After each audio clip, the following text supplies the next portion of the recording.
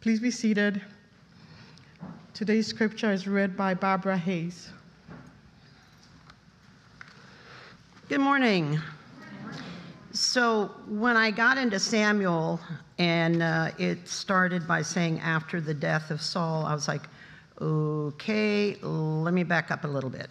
And I wanted to look back at what happened.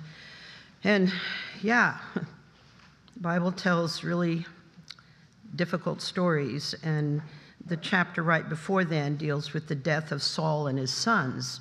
But we're going to begin on page 275 in your hymnal in the Old Testament, 2 Samuel 1, verse 1, and the title is David Mourns for Saul and Jonathan. After the death of Saul, when David had returned from defeating the Amalekites, David remained 2 days in Ziklag. I'm going to go on with the second and third verse. On the third day, a man came from Saul's camp with his clothes torn and dirt on his head. When he came to David, he fell to the ground and did obeisance. David said to him, "Where have you come from?" He said to him, "I have escaped from the camp of Israel." David said to him, "How did things go? Tell me." He answered, "The army fled from the battle, but also many of the army fell and died, and Saul and his son Jonathan also died." And now skipping over to verse 17, David intoned his lamentation over Saul and his son Jonathan.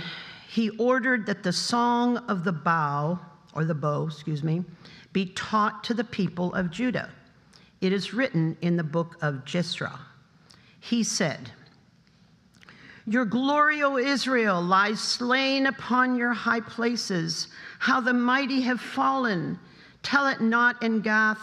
Proclaim it not in the streets of Ashkelon. Or the daughters of the Philistines will rejoice. The daughters of the uncircumcised will exult. You mountains of Gilboa, let there be no dew or rain upon you, nor bounteous fields. For there the shield of the mighty was defiled, the shield of Saul anointed with oil no more.